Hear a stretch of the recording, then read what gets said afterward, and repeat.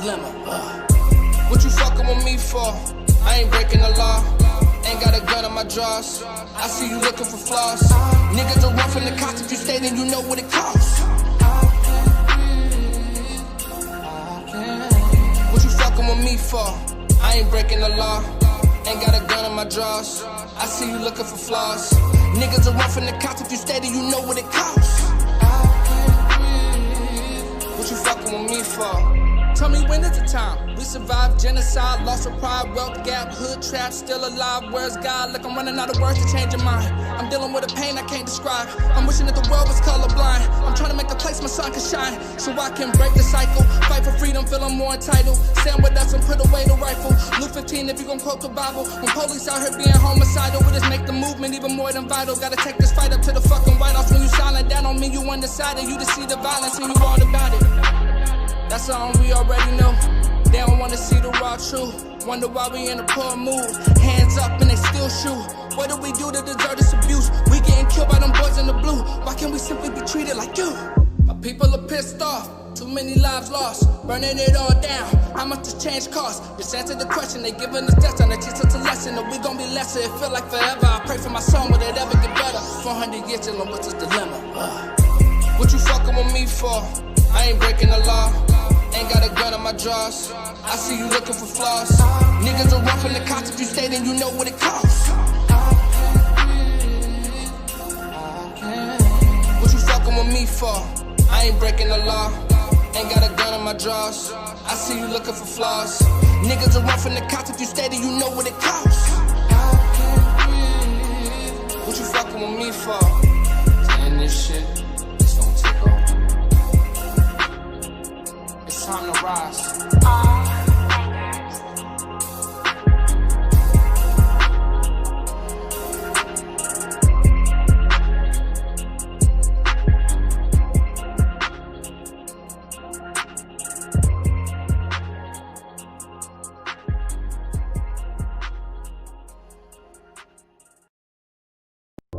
I've been laying low, seeing hatred everywhere I go. No, officer, I'm not a threat.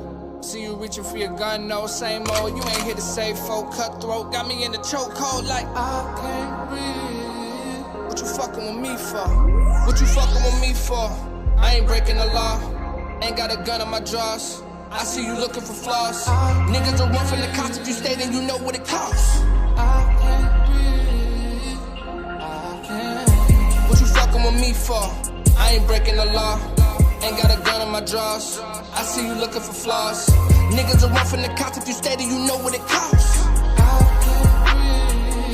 What you fucking with me for? The wonder who created COVID. Maybe I'm woken so I can put weight on your shoulders. Can't turn my back on my soldiers.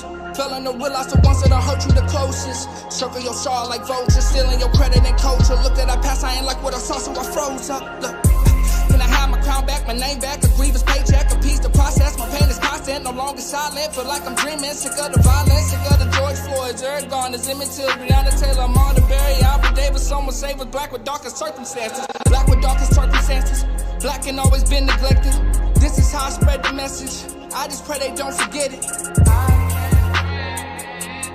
Glad I'm awake, ain't no debate. Justice is slow when the popo was holding a gun in your face. My people are pissed off. Too many lives lost, burning it all down. How much this change cost? Just answer the question. They giving us death and they teach us a lesson that we gon' be lesser. It feel like forever. I pray for my son, will it ever get better? 400 years till I'm with this dilemma. What you fucking with me for? I ain't breaking the law. Ain't got a gun in my drawers. I see you looking for flaws. Niggas are rough in the cops. If you stay, then you know what it costs. What you fucking with me for? I ain't breaking the law. Ain't got a gun in my drawers. I see you looking for flaws. Niggas are rough in the cops. If you stay, then you know what it costs. What you fucking with me for? Tell me when is the time? We survived genocide, lost our pride, wealth gap, hood trap, still alive. Where's God? Look, I'm running out of words to change your mind. I'm dealing with a pain I can't describe. I'm wishing that the world was colorblind. I'm trying to make a place my sun can shine, so I can break the cycle. Fight for freedom, feeling more entitled. Stand with us and put away the rifle. Luke 15 if you gon' quote the Bible. When police out here being homicidal, we just make the movement even more than vital. Gotta take this fight up to the fucking White House. When you silent, that don't mean you undecided. You just see the violence and you all about it. That's all we already know. They raw truth. Wonder why we in a poor mood. Hands up and they still shoot. What do we do to deserve this abuse? We getting killed by them boys in the blue. Why can't we simply be treated like you? My people are pissed off. Too many lives lost, burning it all down. How much this change cost? Just answer the question. They giving us death and they teach us a lesson. That we gon' be lesser. It feel like forever. I pray for my son, will it ever get better? 400 years dealing with this dilemma. What you fucking with me for? I ain't breaking the law. Ain't got a gun on my drawers. I see you looking for flaws. Niggas are roughing the cops. If you stay, then you know what it costs. What you fucking with me for? I ain't breaking the law. Ain't got a gun on my drawers. I see you looking for flaws. Niggas are roughing the cops. If you stay, then you know what it costs. What you fucking with me for? Saying this shit, it's gonna take over. It's time to rise.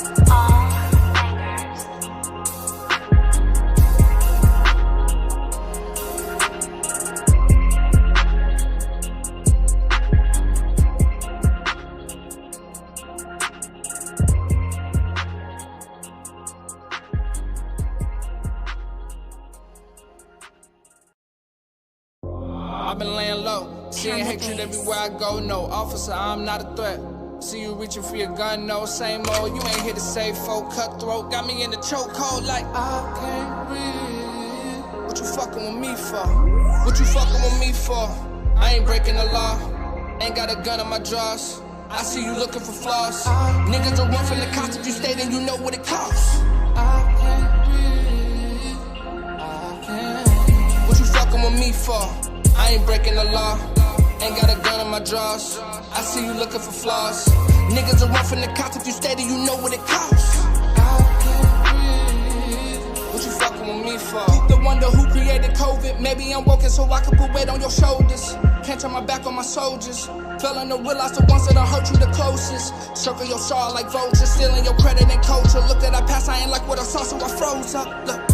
Can I have my crown back, my name back, a grievous paycheck, appease the process? My pain is constant, no longer silent. Feel like I'm dreaming, sick of the violence, sick of the George Floyd's. Eric Garner's, Emmett Till, Breonna Taylor, Martha Berry, Albert Davis. Someone say was black with darkest circumstances. Black with darkest circumstances.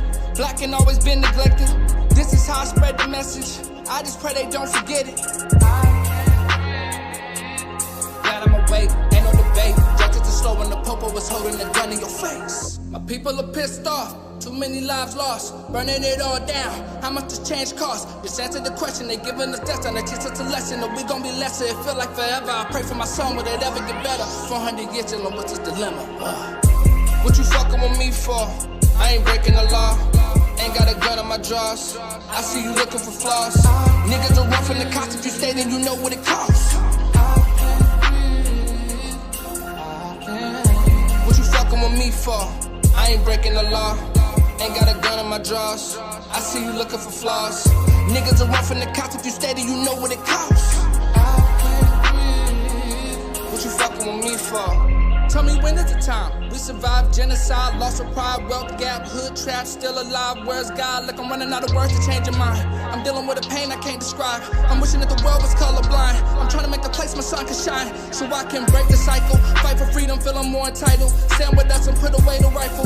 Luke 15 if you gon' quote the Bible. When police out here being homicidal, we just make the movement even more than vital. Gotta take this fight up to the fucking White House. When you silent, that don't mean you undecided. You just see the violence and you all about it. That's something we already know. They don't wanna see the raw truth. Wonder why we in a poor mood. Hands up and they still shoot. What do we do to deserve this abuse? We getting killed by them boys in the blue. Why can't we simply be treated like you?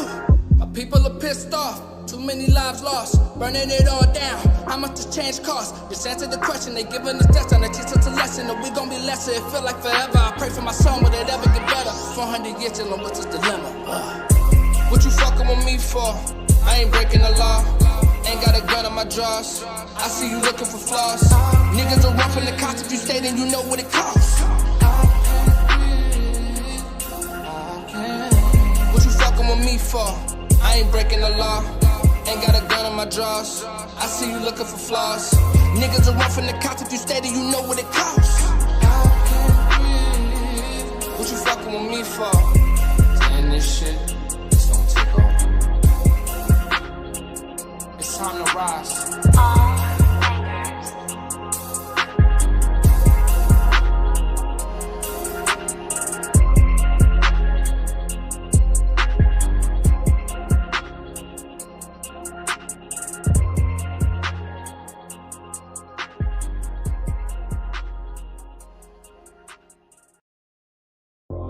I've been laying low, seeing hatred everywhere I go. No, officer, I'm not a threat.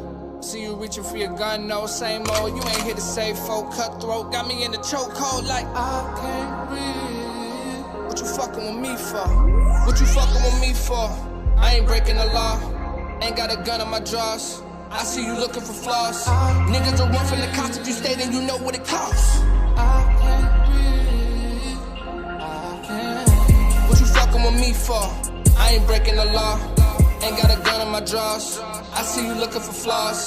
Niggas will run from the cops if you stay, then you know what it costs. I can't breathe. What you fucking with me for? The wonder who created COVID. Maybe I'm woken so I can put weight on your shoulders. Can't turn my back on my soldiers. Failing to realize the ones that hurt you the closest. Circle your shawl like vultures, stealing your credit and culture. Look at that past, I ain't like what I saw, so I froze up. Look, can I have my crown back, my name back, a grievous paycheck, a piece to process? My pain is constant, no longer silent. Feel like I'm dreaming, sick of the violence, sick of the George Floyd's. Eric Garner's, Emmett Till, Breonna Taylor, Martha Berry, Albert Davis. Someone say was black with darkest circumstances. Black with darkest circumstances. Black and always been neglected. This is how I spread the message. I just pray they don't forget it. Glad I'm awake, ain't no debate. Justice is slow when the popo was holding the gun in your face. My people are pissed off, too many lives lost, burning it all down. How much does change cost? Just answer the question, they giving us death and they teach us a lesson. That we gon' be lesser, it feel like forever. I pray for my son, will it ever get better? 400 years dealing with this dilemma. What you fucking with me for? I ain't breaking the law, ain't got a gun in my drawers. I see you looking for flaws. Niggas will run from the cops if you stay, then you know what it costs. What you fucking with me for? I ain't breaking the law, ain't got a gun in my drawers. I see you looking for flaws. Niggas will run from the cops if you stay, then you know what it costs. What you fucking with me for? Tell me when is the time? We survived genocide, lost our pride, wealth gap, hood trap, still alive. Where's God? Look, I'm running out of words to change your mind. I'm dealing with a pain I can't describe. I'm wishing that the world was colorblind. I'm trying to make a place my sun can shine, so I can break the cycle. Fight for freedom, feeling more entitled. Stand with us and put away the rifle. Luke 15 if you gon' quote the Bible. When police out here being homicidal, we just make the movement even more than vital. Gotta take this fight up to the fucking White House. When you silent, that don't mean you undecided. You just see the violence and you all about it. That's something we already know. They don't wanna see the raw truth. Wonder why we in a poor mood. Hands up and they still shoot. What do we do to deserve this abuse? We getting killed by them. A media source. My people are pissed off, too many lives lost, burning it all down. How much does change cost? Just answer the question, they giving us death and they teach us a lesson. That we gon' be lesser, it feel like forever. I pray for my son, will it ever get better? 400 years dealing with this dilemma. What you fucking with me for? I ain't breaking the law, ain't got a gun in my drawers. I see you looking for flaws. Niggas will run from the cops if you stay, then you know what it costs. What you fucking with me for? I ain't breaking the law, ain't got a gun in my drawers. I see you looking for flaws. Niggas will run from the cops if you stay, then you know what it costs. What you fucking with me for? Saying this shit, it's gonna take over. It's time to rise.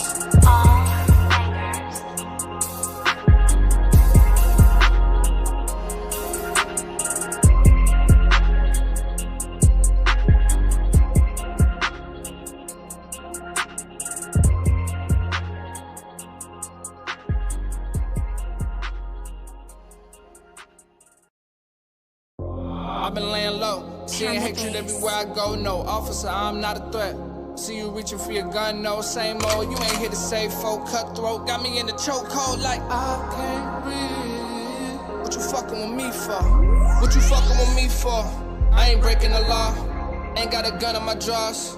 I see you looking for flaws. Niggas will run from the cops if you stay, then you know what it costs. I can't breathe. I can't. What you fucking with me for? I ain't breaking the law, ain't got a gun in my drawers. I see you looking for flaws. Niggas will run from the cops if you stay, then you know what it costs. What you fucking with me for? The wonder who created COVID. Maybe I'm woken so I can put weight on your shoulders. Can't turn my back on my soldiers. Failing to realize the ones that hurt you the closest. Circle your shawl like vultures, stealing your credit and culture. Look at that past, I ain't like what I saw, so I froze up. Look.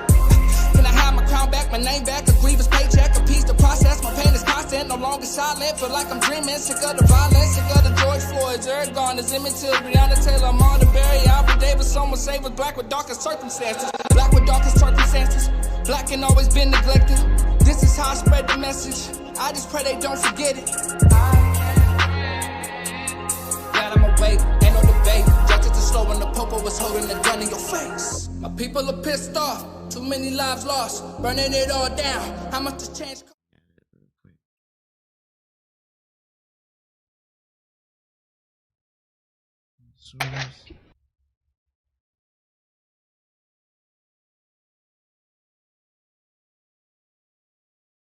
So just choose media source as existing source, right?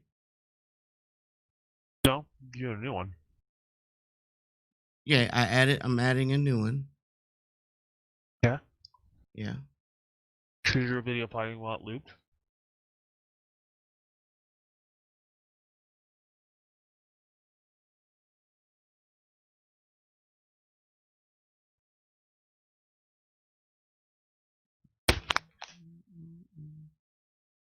This before.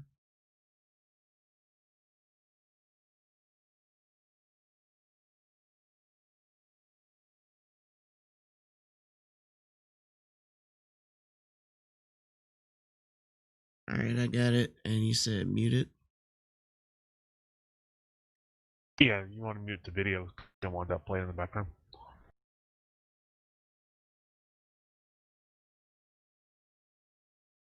And label it like gameplay or something like that.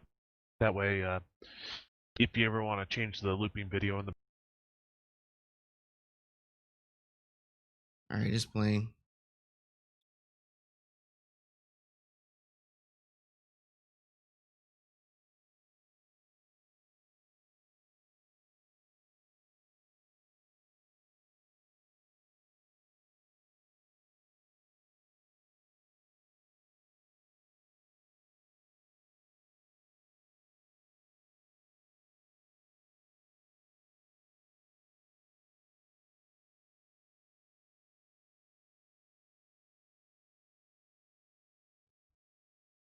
Welcome to the most electrifying channel in all entertainment. It's your boy PK, and I'm here with my man, the Don, and we're here to talk about a few things. Want to get to know this man and get to see what it's like to be on the other side of gaming, and let's say the development side.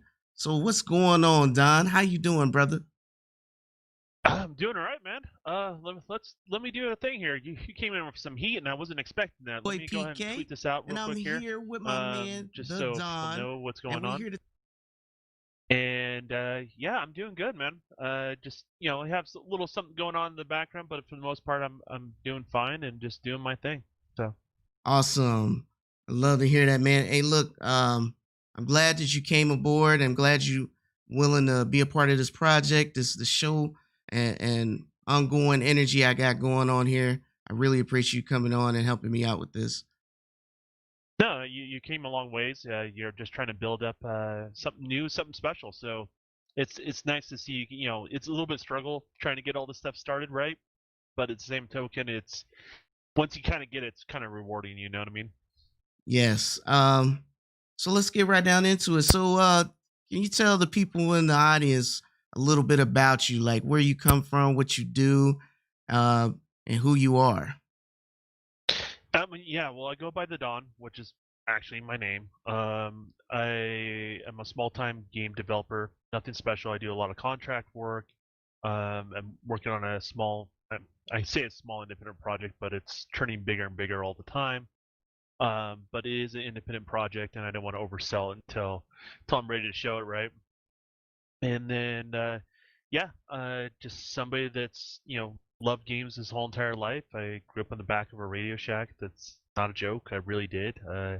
And that's where the love of games started. Before I was even in kindergarten, my first thing I gamed on was a TNT DC that I fixed myself, and been playing games ever since. So Awesome.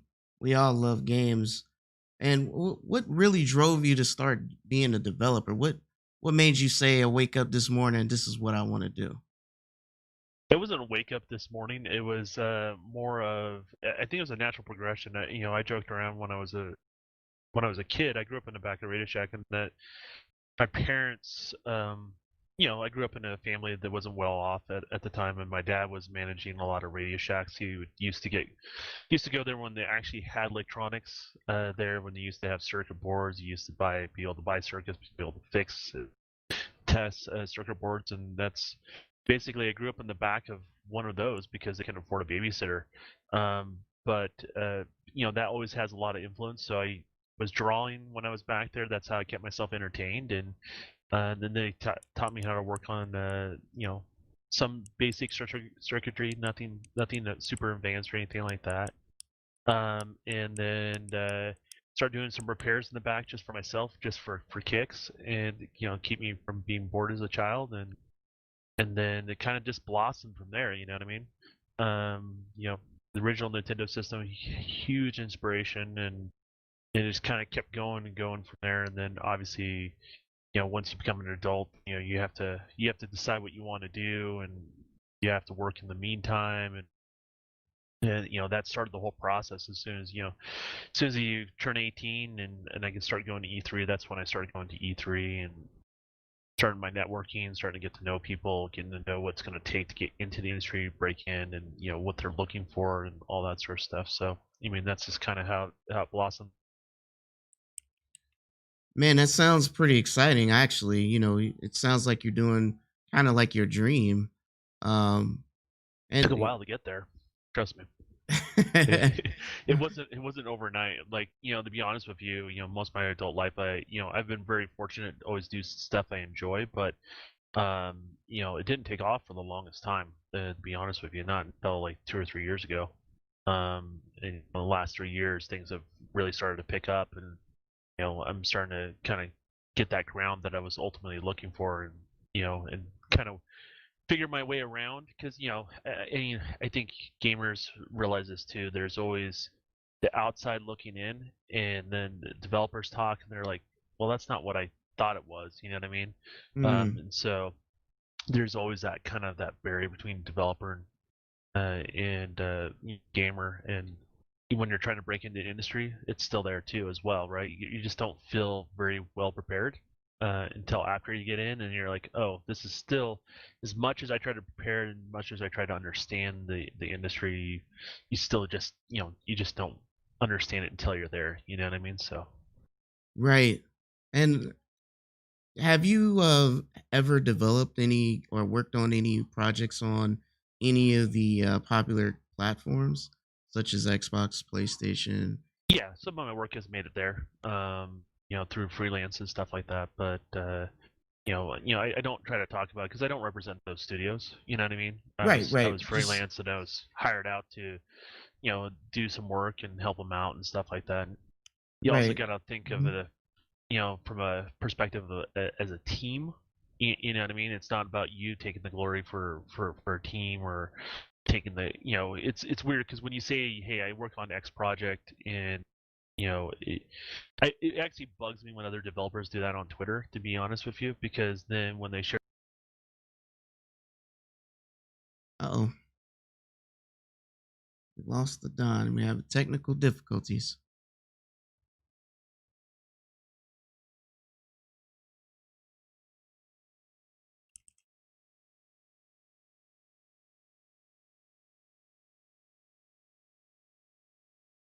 Sorry, folks. One moment.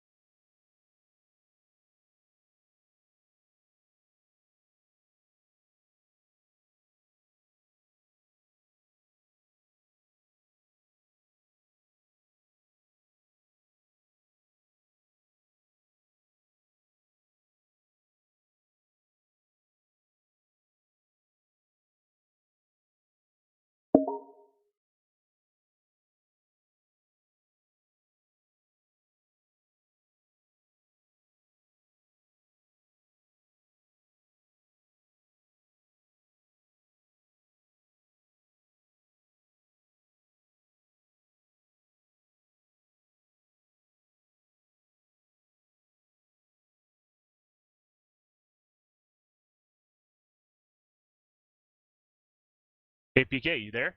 Yeah, I can All hear right, you man. now. Yeah, What? everybody was able to hear me. You definitely want to lock down that party, and we'll continue where we left off, man. I was wondering what's happened here. Yeah. So this is my party now. Yeah, I joined you. I think. Yeah, you did. Gotcha. All right. So now that we got the technical difficulties out the way, I'm sorry. Did you finish your thought on that? Yeah, I did finish my thought, and everyone's all laughing at us now, so it's all good. We're all part of the big part of the internet now. So Hey, it's all right. go It's ahead, okay. man. Memes are welcome here. Yeah, absolutely. So since we talked or touched on that, what I wanted to know or is your opinion on, because since you work with these platforms before, what is your opinion on the next gen platform, specifically the Series S, since that's been in the focus on it being lower spec? And a lot of people have speculated because, and even some devs uh, poke fun at it, saying it's lower spec and Mm-hmm. it may be an issue. And I just want to hear from your opinion. Is it really an issue, or is it just um, you know maybe a narrative talking point or something? I don't know.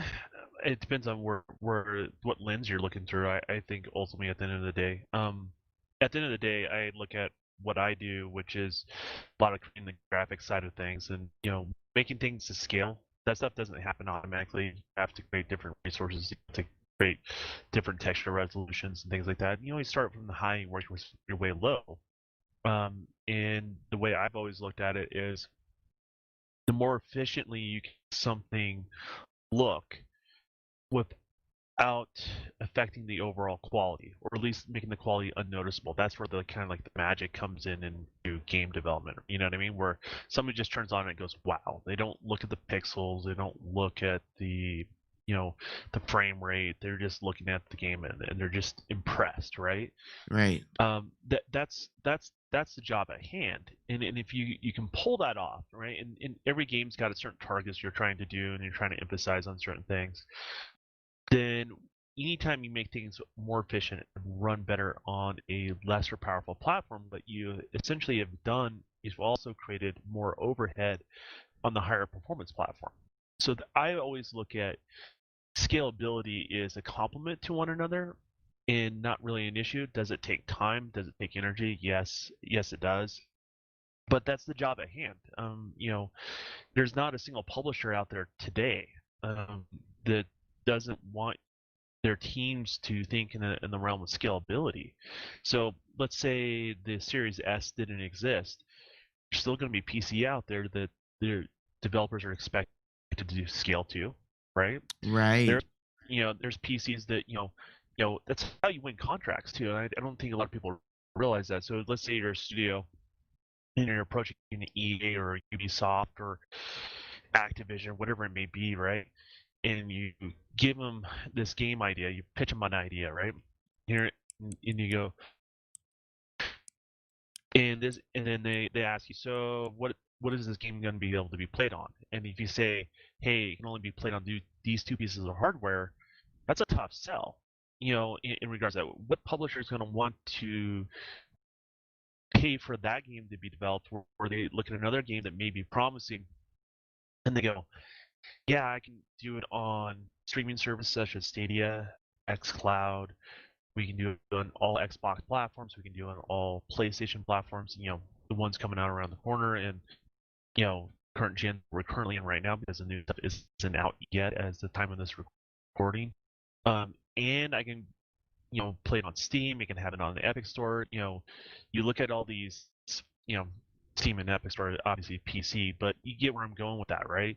Right. More platforms you can have it on, and the game has promise.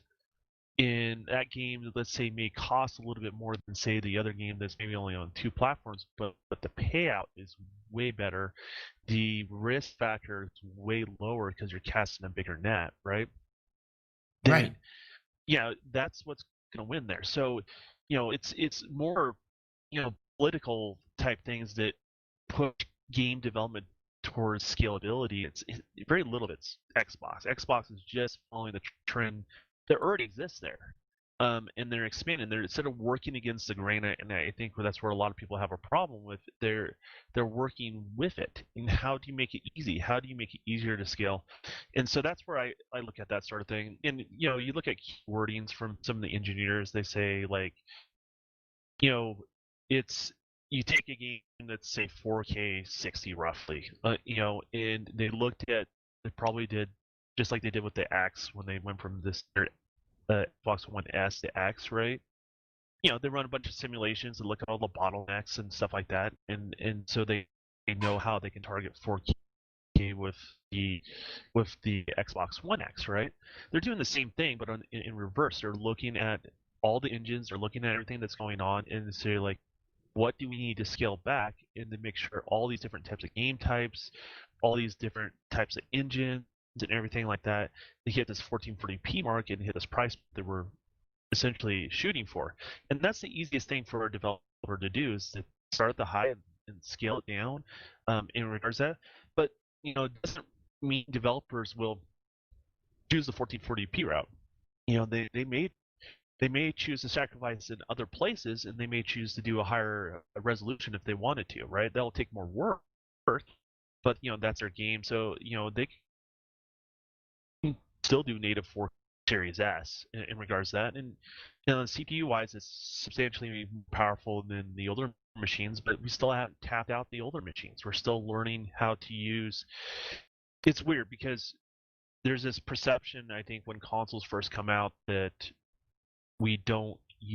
developers don't use them to the full potential, and it takes several years for them to do that. Actually, they do use the power that's in the consoles, right? But they find more effective ways to be more allocate efficient. those resources. Yeah. It's not even efficiency. It's allocating the resources to where they make the most difference. Gotcha. If that makes any sense. And that takes time when you're given a certain performance profile. So, they're still learning what we can do with the standard PlayStation 4 and standard Xbox One. I have a feeling that we're going to probably be seeing cross-gen for the next 3 years or so, is my guess.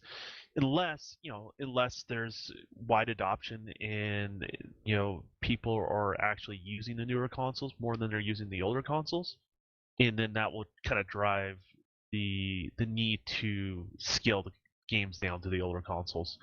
You get where I'm going with that. So it's just purely driven by the consumers and what they're engaging on is how I look at it. But I know it's a point of contention. People want to do that because they want to justify the purchase, which I always find kind of a weird thing, because how are you justifying a purchase of something you haven't bought yet, because the consoles are not even out, right? How are you even taking aside? Like, you got to look at what's coming out and what's coming out around the corner, and I think both companies obviously have different strategies, but both companies, I don't really think any of them done any major mistakes, right? Like, there hasn't been any major fumbles that I can point to going into this new generation that's like literally less than a month and a half away. I think they both kind of have different visions, and we're going to see how all that stuff plays out, but I don't think either one's made any sort of mistakes. So Yes. Oh, yeah. I'm glad you cleared that up, because a lot of us out here have misconceptions, and I realize that some people have preferences and they choose to start narratives based on how they feel and opinions and things like that. But I kind of glad that you gave us some factual information about what's going on behind the closed door. And I always felt my opinion was it's just like the PC world, right? Because there's so many combinations of how different PCs are built, right? You have a minimum specs and then you have recommended specs. But overall, the game must still work on those specs, no matter how powerful a rig is. I mean, obviously there's extra features and things like that, but overall the function of the game remains the same. And I kind of view it in that idea, right? Well, you plan out also scalability. Like, they talk about like something that's, say, CPU driven, like AI, right? Mm-hmm. you look at that and it's like, cool, I can do all these new things on this new piece of hardware, but is any of those things like core mechanics of, or can I scale it down? You know what I mean? Right. And that's the way you want to look at it. I mean, hell, you're seeing Switch run Crysis. I Right. mean, let's be real. That game was never meant for the Switch, ever. But Right. because we have games with so much excess, and this is the important part to point out, is our games are not, they're not running on a slim fast diet these days, right? That's the best way I would describe it. Our current games right now are essentially running on something. We're running on excess, so much excess, so much fat in games today, which is great, which is where the fidelity comes from and all these other things. But there's so many things that are just not core mechanics. You know what I mean? They can be scaled and reduced, right? And that's why what people don't realize is we're at this weird, I don't know how to describe the threshold, but you need a substantial amount more power to get something noticeably different. Does that make sense? The power curve of what you need to get something tangible for somebody to pick up from the naked eye, without having like an analytical place like Digital Foundry look at something. It needs to be quite a bit, and that's the reason why you're seeing such a power jump in the PlayStation 5. You're seeing it in Xbox Series X, and to be honest with you, even the S to some degree. And that's where you get the noticeability from. But you had to do so much more to get there. Does that make sense? And you're at this weird point of diminishing returns of, Right. if you look at what movie special effects and what games have had, and I've said this before, the last, the last like feature that movies had that can always hold over gaming was, as far as real-time graphics go, was ray tracing. Now we're starting to get that. Now we're going to get it sparingly going into this next generation. Some developers are going to know how to leverage that in the best possible ways versus overdoing it, sort of thing. But that's the start of the beginning, beginning of the end. We're running out of visual things we can throw at games now, and so that fidelity is just going to get higher and higher and higher, and you're going to see more and more scalability as things go forward. Gotcha. And that sounds pretty exciting, actually. It sounds like with the new technology comes in, it's actually making it a little better or easier for you guys. Does that sound accurate? As exciting hardware is, and I'm going to be getting new PC hardware soon. With the new 3090 series coming out, and and I was one of the few lucky ones who was able to get in and get a Series X on pre-order. Wasn't able to get a PlayStation on pre-order, but those are exciting. But the biggest things is the tools. I mean, the biggest jumps in, and I use the Unreal Engine. The jumps that they show on the latest Unreal Engine that's going to be coming out, I think, around April next year, is when that all those features are going to be kind of finalized, is huge game changers. Where I basically create all this geometry and I would convert it into a normal map and have to do all these things. I can just port it into the engine. Now, I may still want to optimize that model. I may still want to do normal maps and stuff like that, right? But it allows me to start playtesting sooner. Allows me to get kind of things up and running sooner.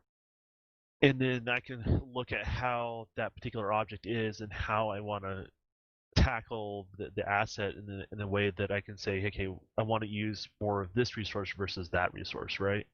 And so that's the way I look at it. Is a lot of the tools that are going, a lot of the texturing tools right now are so much better than they have been. ZBrush keeps getting better, Mudbox keeps getting better. 3C and Max and Maya. So those barriers in software and just creating the, because I do the 3D side of things. I do the models, the scenery, all that sort of stuff. So, that's the stuff. Those tools keep getting better, and it's getting better on the programming side of things, and the engines are, getting even more and more flushed out, more and more efficient over time. So there's so many things kind of going on here that and we barely tapped into the cloud. from an AI perspective. So I mean, so much potential across the board. How do you You think know, the cloud? How does the cloud help, or as AI driven games? well, and that's a little bit outside of my wheelhouse, to be honest with you. But I would say a lot of the way I look at cloud is, things are just simply not latency dependent. So, running the game engine locally, it's always going to be beneficial, I think. I think running your assets locally is always going to be beneficial, even though there's going to be streaming elements out there as an option. But part of the best performance, you always want to do local. But when you're talking about AI is not as latency dependent. Instead of doing a hybrid thing, local and remote, just run the whole entire AI remotely, and you can get way more complex AI type behaviors and things. You can also use it as a tool for generating more complex animations that maybe hard bake into the game later. There's so many different types of things you can use it. We barely tap into it, to be honest with you. I think Um, the one game that I could think of for sure was Titanfall 1 that used mhm. the Azure cloud to control the AI in the background. Yeah, and you can use it for more than just that, right? You know what I mean? Like, let's say, this is the theoretical thing, but let's say you're a developer and you're developing, say, a first-person shooter, right? And you're trying to create all these AI behaviors. So let's say the latest Doom, right? Well, you can actually have like a multiplayer match where you give control internally in-house, right? To all the different essentially AI characters, right? So like the little meatball thing with the dragon face, and you know all the other demon type creatures, and you can have it interact with, say, that one, you know, kind of do a multiplayer sort of match. And what the cloud can do is look at all that AI behavior, right? And now you can start scaling, and they can basically create this database before a game is released, and they can pull from that, basically that AI behavior for throughout the game, and they can scale the game based on the player, or so the AI's abilities versus just scaling the hit box, or scaling the hit points, I should say, in a game, or how much hits it can take. So games become less bullet spongy and more adaptive. Then again, that's down the road. Those systems going to take a while to build out and that sort of thing. But and then, as I said, I don't really build out those sort of things. I do the models and the animations and all that sort of stuff. So Yeah, no worries. So tell me what are you most excited? Apparently, you can't just be a developer and not have favorite games you love to play. What are your fan favorites? I would just say this generation, right? Since we're about to this go generation, into um, out of multiplayer games at this generation, I would say Halo 5 has been my top pick. nice. In regards to that, I'm still playing it today, trying to get into that 152 when I stream it. Um, but there's some games that they're real popular. Even I didn't enjoy, but there's some games like I've never been a fan of Rockstar games, but I've tried Red Dead, and it took me a while to get into it. It took me about like a third of the game to really get into it. But that game had a good payoff. That was one of the best story games that Really? for me this generation. In regards to that, and I know other people got other things like Witcher and stuff like that. I'm torn on the how I feel about Assassin's Creed. Like, I don't feel like the new Assassin's Creeds are really Assassin's Creeds games. They're more Assassin's Creed adjacent sort of thing, right? But they're good games and I enjoy them, right? So like, you know, I almost want like a traditional Assassin's Creed and what they're doing as well, because I enjoy both of them, if you know what I mean. And but yeah, I did enjoy what was the one was in Egypt. I forgot what that one was called. I think that's Uh, Origins. that was the Origins. Yeah, that's the one I really really liked a lot. I like that more than the Greek one. Uh, that one wasn't. It was good, but it wasn't as good as I think Origins was. So Mm. So yeah, I would say like my favorite of this generation, definitely multiplayer. Mine would be Overwatch. Um, So the class-based shooter is the big thing for you? Yeah, Uh, I never was into it, but someone just made me play it one day, and then all of a sudden I got addicted. So yeah, that's that's my jam now. Not to say I don't play the other shooters. I mean, obviously I do like my Gears yeah. and Halo and stuff. But my favorite, I think, was groundbreaking to me was definitely Overwatch this generation. I've never played anything like that before So in the the shooting wise. class-based shooter that I liked was the Rainbow Six. Which That was you talking about Siege? recently Siege, yeah. So where it's just team versus team essentially, and either you play an offense or your defense, and your character has different abilities, but the concept to be able to kind of come at a situation, really anything goes. You can go through walls, you can go through ceilings. There's ways to defend that. It's just adds so much more dimension to the game. You know what I mean? The shooting controls basically were the same, but the abilities of how to approach the problem and problem solve the issue and be adaptive on the fly, I thought was really, really creative in regards to. Yeah, Siege was probably my favorite class-based shooter of this generation. Nice. Looks like Handy came by to visit. He's in the chat out there. He said hi, Don. He's probably studying for his driver's license right now as we're doing this. Shout out to Handy, man. A lot of people get their license when they're 16. I wasn't one of those, to be honest with you. I enjoy driving the freedom I have today, right? But he's got a late start in life, but I think he's gonna get it. He's gonna be doing just fine. So Yeah. And I'd say that I like your idea going back to the Rainbow Six. I was a fan of Rainbow Six. Definitely. I never thought it was a bad game. Though I always played Rainbow Six, so the formula just works. There was nothing wrong with it. It's just that when Blizzard decided to make a shooter, it was never expected to be any good, right? It's kind of like Blizzard making a fighting game. You just don't expect it to be any good. I'm not saying they won't or they will, but if they do, that'll be pretty dope. But anyways, for sure, I would say one of my favorites of this generation that really took me, single player wise, is definitely it's a toss up actually. I have a couple. See, Zelda, um, the one that was on Wii U came to Switch. I can't remember the name right now, but that Zelda was really, really good. And was that Breath of the Wild? yes, Breath of the Wild. It's a freaking amazing game. Very good for this generation. If you haven't tried it, it's pretty good. You know what's weird about me and Nintendo? It's one of those things. I love Nintendo's franchises. I think they're all great. They're all phenomenal. I grew up with them. I owned NES, Super NES, the N64, all that stuff at launch.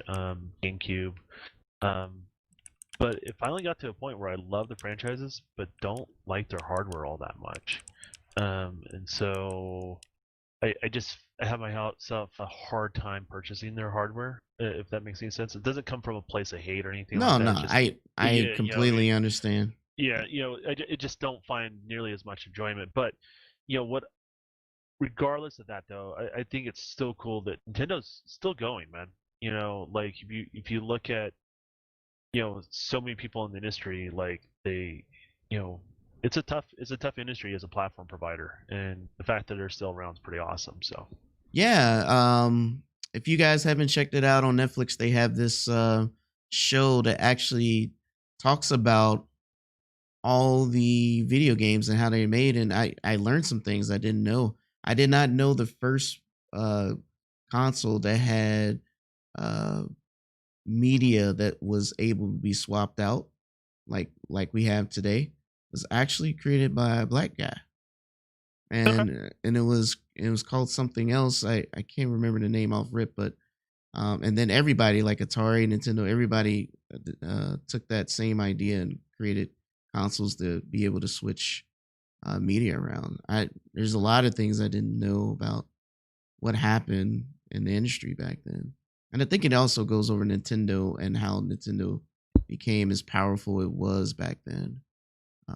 Well, yeah, and I think that was the whole quality thing, and there was an issue with that because the media was so new at the time. Yeah. You know, people, adults were trying to like, well, what are you doing? And all these arcades started popping up and all that sort of stuff, and expensive, but I think with Nintendo, it found that footing, right, where Yeah. it wasn't so primitive. If that makes any sense, they focused on quality. So when you spend that much money, you're going to at least get something in return. You know what I mean? Right. And it kind of went from there. Now things are a little bit different now. I think gaming's so mainstream now that you can have a title that's not the highlight of the industry. Let's call it that. You know what I mean? Dead Cells. Yeah, whatever you want to say, whatever game. I'm not gonna pick on any game because I know I'm next, right? But let's just say it wasn't well received, right? Those games can exist, and people are not going to stop gaming because of it. You know what I mean? It's that we're at that level kind of now, and I think accessibility to games is really talking about Game Pass, and I'm sure there's going to be more competition in that space, but Microsoft's kind of running with the torch right now with that. But that accessibility sort of thing is a big thing, I think, to get people to give certain things a shot that normally wouldn't give a shot. You know what I mean? Absolutely. And then let's say you don't like something, you're not being forced to play it. There's hundreds of other games on the service that you can do, right? You know what I mean? Usually, what really pisses someone off is when they purchase something, they have certain expectations, and then they pay full pop, and they're sold a different bill of goods, or it doesn't work like how they expected. Maybe they weren't sold a different bill of goods, but their expectations are a little bit different on what's going on there. So yeah, it's one of those things. I think accessibility is really going to help out with that, but I don't think we're going to have the industry fold on itself. I think. No, all I can see is it getting bigger. I mean, considering that mobile is as big as it is, and now Game Pass is now on mobile and allowing people to play their Xbox on the go, I think that's a huge move, and it's still, to me, it's still surreal being able to just pull my phone up and hit play on any of those games. Still surreal to me, and it plays like it's almost like I'm just sitting at home. Right? Yeah, there's always going to be a difference. It's never going to be exactly the 1-to-1 ratio. Locally is always going to be the overall better experience, but doesn't mean just because one experience is better than the other doesn't mean there's not a market for people that want a different experience. You know what I mean? Exactly. Blu-rays can be incredibly successful. Also, YouTube can be incredibly successful. Get where I'm going with that? Yeah. And so, that's how I look at it. And there's people that don't turn their televisions on to game mode, right? That they deal with latency. So of course there are people going to be dealing with streaming. They'll deal with latency. I don't think it will ever replace the local box, and I don't think it's ever really meant to. Even though some brands are trying to make it to do that. I just don't think that's the future, and I've been very vocal about this, that it's more of a complementary thing. Yes. But where I see it really affecting things though is portable gaming. I don't know how that's going to pan out. I think that's really it's going to take a bite out of that, to be honest with you. Well, competition is a good thing. It is. It creates innovation. It makes people do better. Absolutely. To fight for your attention. So I welcome that in all aspects. I do. I'm glad that we're moving in directions where it makes sense. And and I'm glad you're here to kind of shed light and talk about from your point of view. Basically, that's my goal, is just so that everyone can hear from a developer side what it means to deal with these new tools, the new hardware, how the direction of the technology, games, everything. No matter if you're big or small, this is a good thing because accessibility, like you said, means a lot.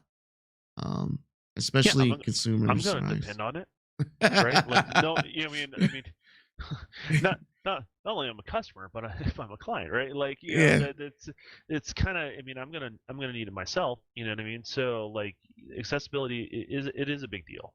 Because I don't know how it's gonna go. Of course, what I'm making, I think it's the best stuff in the world, right? When I'm doing it, but it doesn't mean gamers are gonna feel the same way when they try it, right? So it's just kind of how all that stuff goes. So I mean, I think the future for gaming is so bright, and I think there's people that are out there in the gaming is gamers are just having a hard time with change, right? It challenges their knowledge base.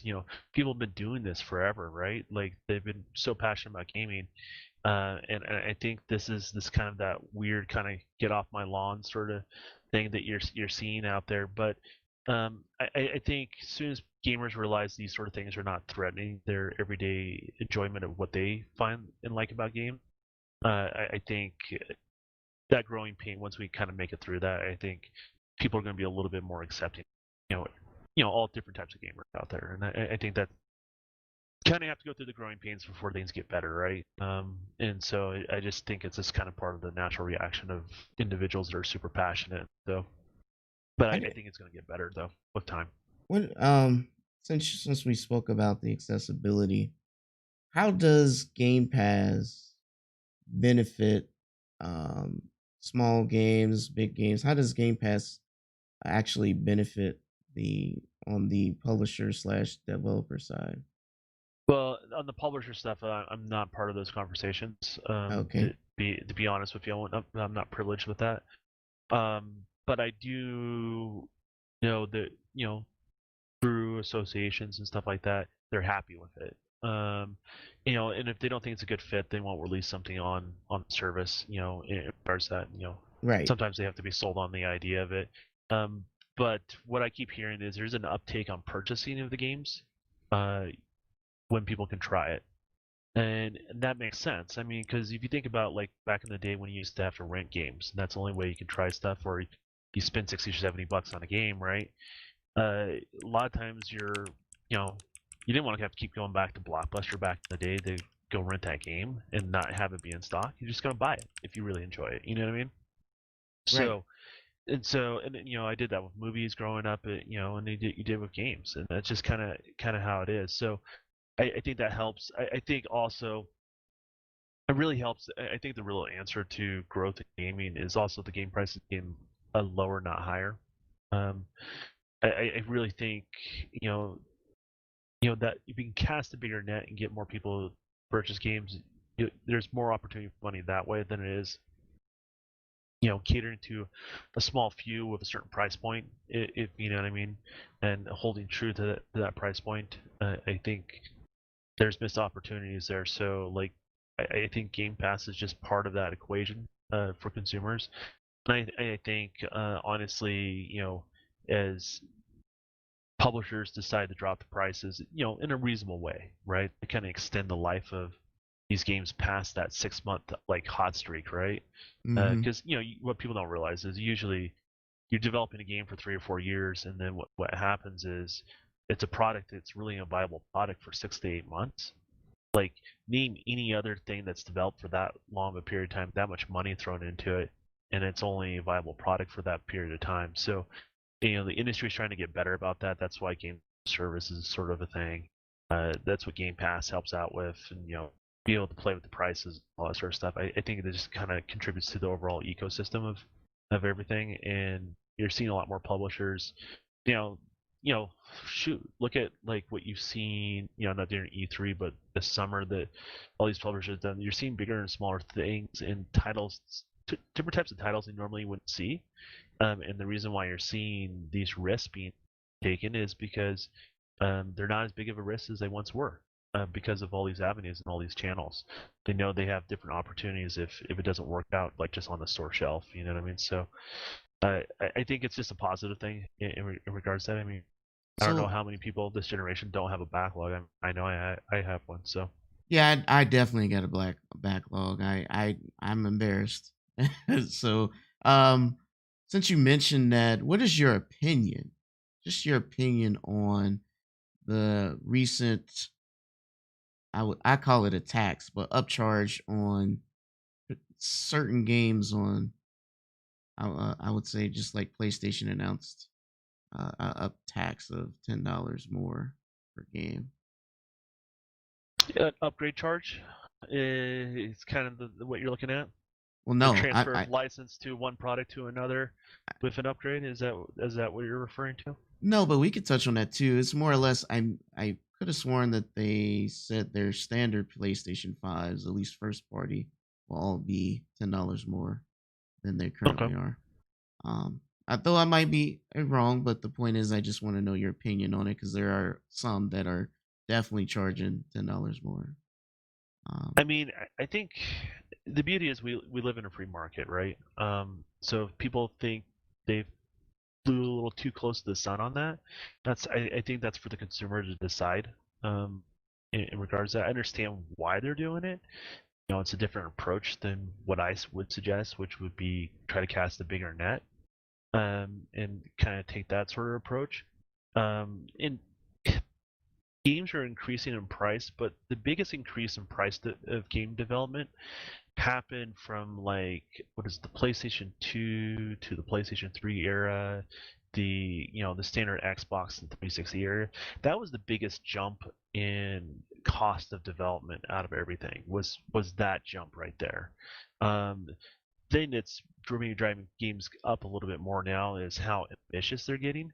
But you also got to remember the tools are getting so much better. You know, what it used to take me to do, like, let's say, like a seam on a character used to take me 2 days. Now it takes me 15 minutes to get that done, right? Like I have a special tool I've created to create stitching across, a piece of cloth or something like that, inside ZBrush, and and it has a particular weave to it and all that sort of stuff, and such a higher quality that today than I had before, and I can do the whole entire character in 15 minutes, right? Where it used to take me like days to do something like that, right? So, what you can use of your time and how efficient these tools are and how better they're getting, I just don't see the jump in cost going up nearly as much as it has in past generations, because things are just getting more and more efficient, and we're building upon what we've already built before. So,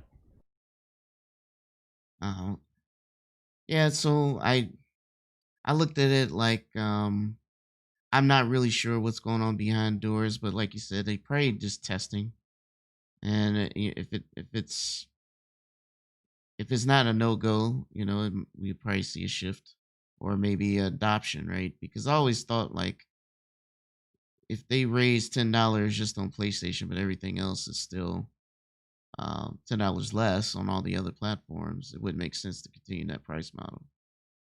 Well, it just depends if they see success or not. I mean, it's determined by you guys, right? Like, so, and the way I look at it, when I put my consumer hat on, like, not a developer hat, I buy the games too. I don't always get things free. Sometimes I do, but I,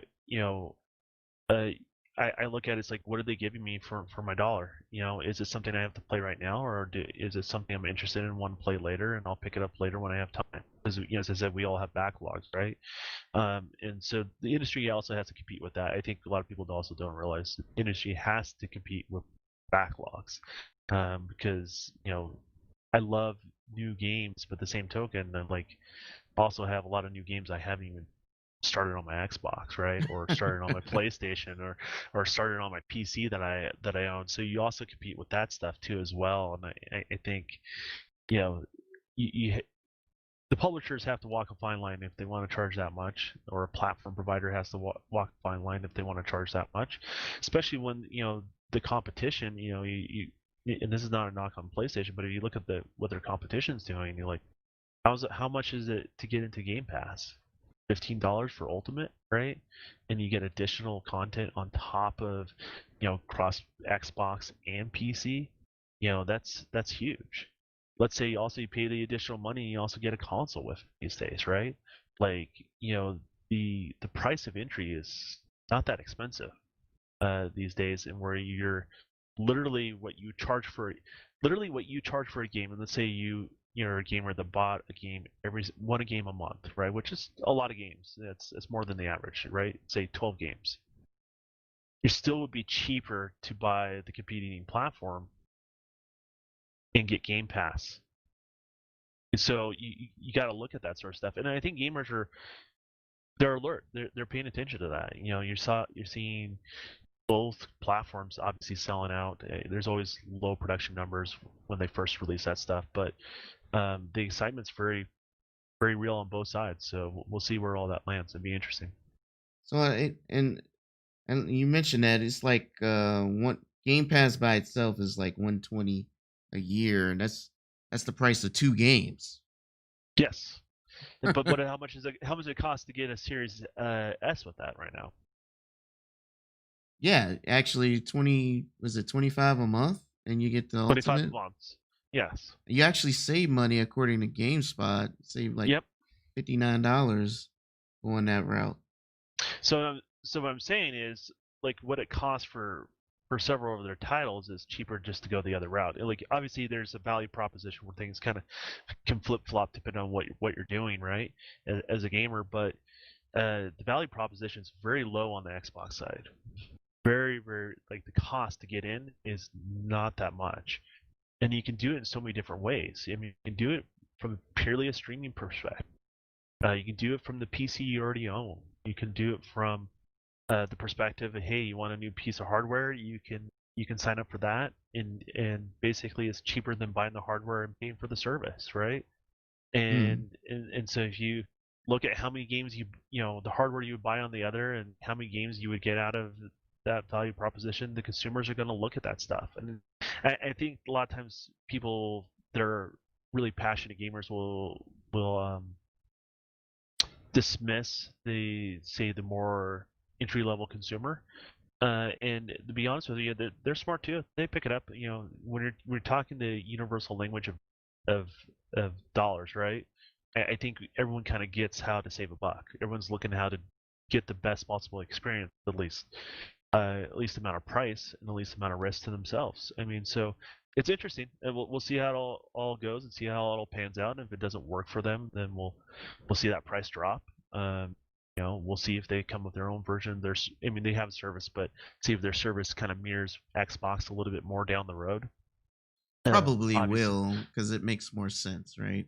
Or to come with their own value proposition, right? That's maybe better than Xbox, right? So that's always a possibility too. And I think never count out the competition down and out, right? That's the whole point. That's a very poor thing to do, for sure. You make the competition do better. If you do better, Absolutely. They're gonna do better, and that's the point. And you want them to do better because we all win at the end of the day. Because the better they get, the better stuff we get in return. So absolutely, I definitely agree with that for sure. And I'm not saying I'm neutral or anything. I do have a preference, but I do play on all platforms, including PC. So I am very critical when it comes to things that I do care about, but I also understand they have a different vision. I mean, Nintendo has a different vision. This is why they don't prioritize online or even having powerful hardware to run their games, right? They have a different vision than PlayStation and Xbox or Microsoft and Sony. But overall, I appreciate you coming through, man. Look, I wanted to pick your brain on one other thing, and sure. I wanted to know what is your opinion from a developer side of these games as a service games. Like, for instance, we just got Marvel's Avengers. Even though my opinion on it is it shouldn't have been released in its current condition, but it's their goal is to keep this running kind of like a Destiny or like a Destiny or a game in that kind of where it's an ongoing type of thing. Okay. So what is your opinion on that, and do you think that business model works for that kind of thing? I guess Fortnite, Apex, Fall Guys, all that stuff fits in that category. Yeah, I mean, it comes down to what risk it is to make a game, right? You can make a story-based game if you do it really well, find success, as long as you're obviously bringing in more profit than you're spending on developing those particular products, if you get where I'm going. But another way you can find success, or look, the idea is this: I'm going to spend X number of dollars.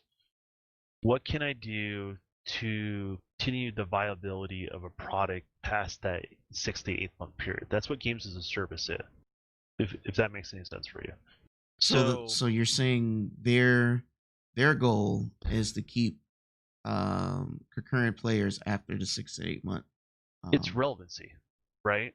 Mhm. So what happens is, say they release some new DLC, right? And let's say the DLC is maybe free, just for argument's sake, right? But there's some additional content you pay for.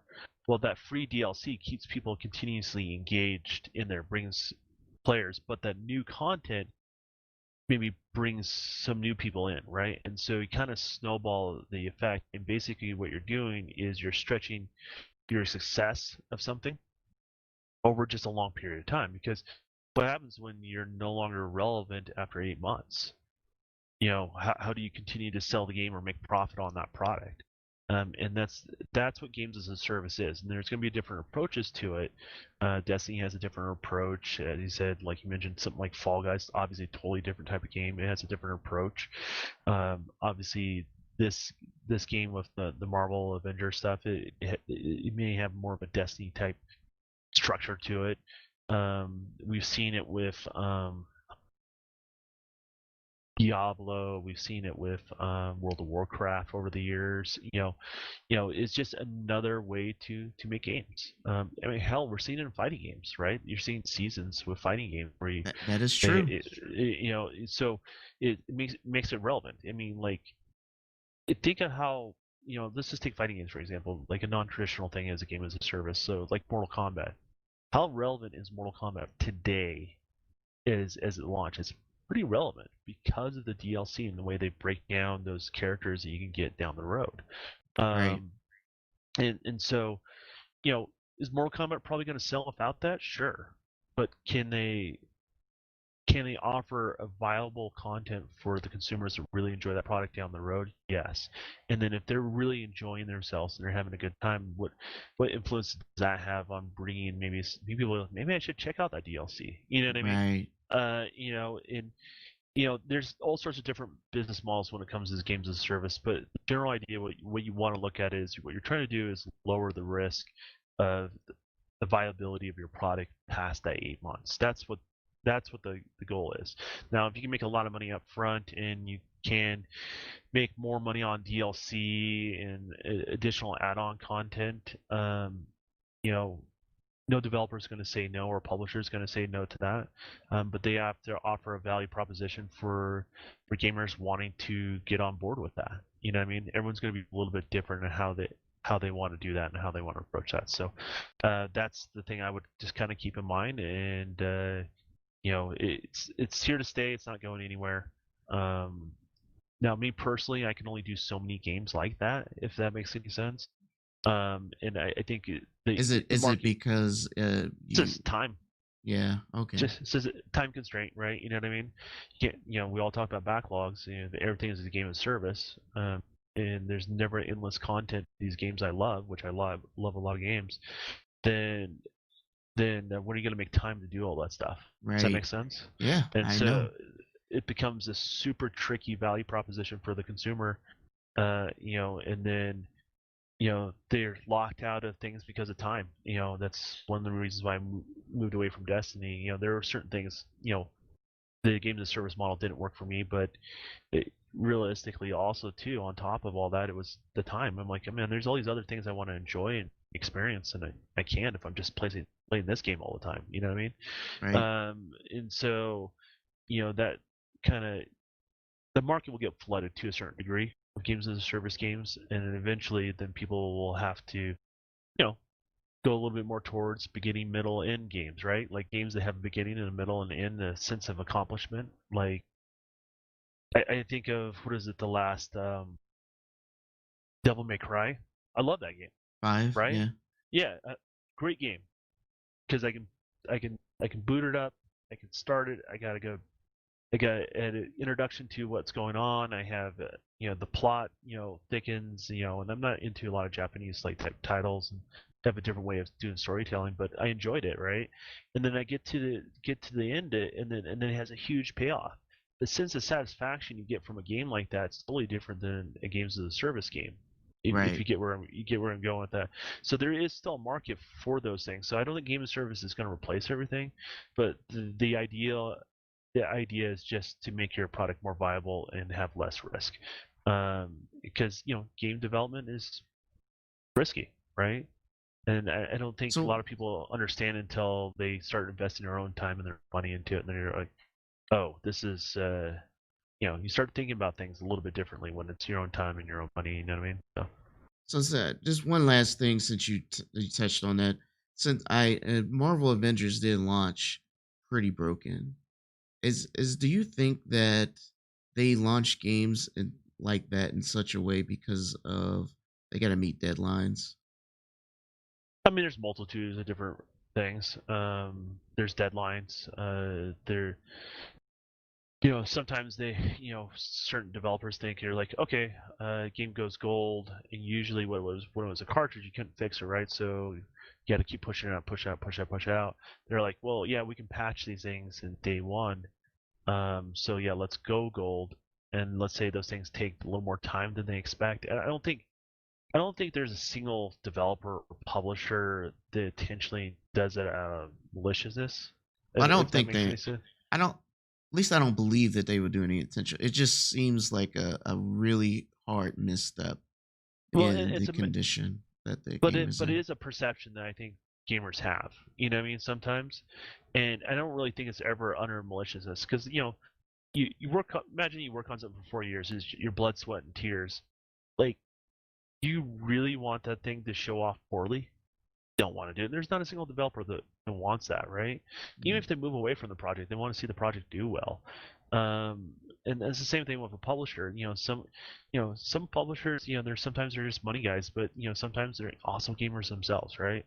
And they're a big part of it. So I think everyone wants to see success in regards to that, and there is money involved, and you have a budget when you're doing something. Imagine if you're working on your house and you're paying a contractor, you're not just going to keep having to push out months and months and months. Eventually, he has to hit a deadline. He has to hit budget too, right? And so that's the same thing with, I think, anything in life. So that's no different when we're talking about this sort of thing. And that being said, I just don't think anyone does it intentionally. It could be that. It could be unperceived things. Sometimes, throwing more people at something is not always the best. Those sort of things are just complicated in regards to. I think there's an area where we can improve as developers and publishers. But I don't think anyone intentionally does it. You know what I mean? So. Well, Don, thanks for coming through and hanging out, bro. We're probably at the end here. I'd say we need to wrap this up. I had a good time having a good conversation with you, brother. Would you mind telling people where they can find you at? Yeah, the best thing to do is follow me on Twitter. Anything that I'm linked to or I'm doing is going to be announced primarily there. I do stream on Twitch Wednesday, Saturday, and Sunday in regards to that. So you can follow me there, which I believe on Twitch it's @TheDon_KTR. Yeah, I'm definitely going to have all your social media linked down in the description for everyone to find you. But yeah, do you also have your schedule in there, or is that? Yeah, it's listed on the Twitch channel. Okay, for sure. Okay. And then the Don's YouTube channel is coming back. I want to make sure I had a format that I wanted to follow, do something a little bit different than what people have podcasts and stuff like that in the past. So that's going to be coming soon. The first entry video of kind of the rebranding of the channel is going to happen probably before the end of this week, and going into next week, you're going to see the first video go up. So all that stuff has been recorded. It's in post-production right now. and it's going to be a little bit different. I hope you guys like it. Hope you guys enjoy it. And if you want to check it out, it's the same thing. It's the Dawn space KTR on that, and then those links will go on my Twitter probably some this week. So Awesome. That sounds pretty scary, man. I can't wait to see what you got going on there. Talking about it's in post production. Oh man. yeah, I'm doing some stuff. I mean, and there's nothing wrong with this, but a lot of times people just do their opinion pieces and they do gameplay, right? Like they just kind of be a talking head behind gameplay, which is fine, and there's plenty of room for that. People enjoy that stuff. But I want to be something where that less of that artificial barrier, like you get with podcasting and stuff like that sometimes, where you can see the interaction. I can interact with you, give you views, give you opinions, developer insights. Tutorials will be posted on there with the software I use. Nice. Hardware reviews of things I actually purchase for myself. Basically, it's just all the things I think we all have shared interests. My followers have a shared interest with me. I will be sharing on the channel, and will be live on camera in regards to that. So, well, not live on camera, but I will be on camera in regards to that. So we're just going to be doing things a little bit differently. In regards to it takes a little bit more work, but at the end of the day, I think your audience deserves to be treated as best as you possibly can treat them, which is bringing out the best content, whatever your means are to them. And I do have means and I do have talent. It's a matter of time. So getting that stuff figured out, and it's starting to come together now. So it took about a year hiatus from doing a lot of podcasts. I promised everybody I would at least do one. That's the reason why I'm here, PK. But I'm going to spend a lot more time just doing whatever content I wanted to do, and hopefully you guys enjoy it. So Yes. Hey, look, I'll be happy to hop on there. I cannot wait to see your stuff, bro. Definitely, guys. I have everything linked down in the description. So after the show and it records, go ahead and check it out and check the Don out. Thanks for coming through, bro. Listen, guys, thanks for all you coming through, listening to our discussion. I hope you guys learned something, and can't wait to see you next